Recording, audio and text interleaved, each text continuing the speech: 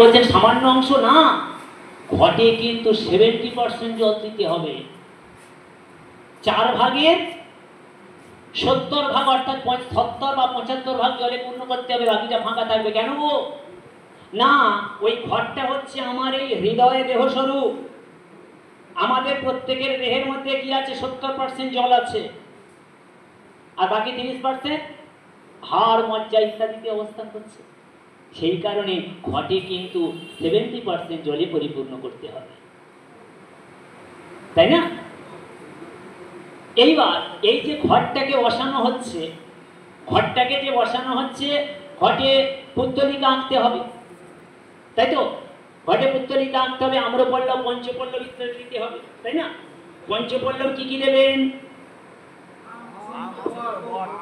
আম, অশ্বত্থ, বট, বকুল, কাঁঠাল। বকুল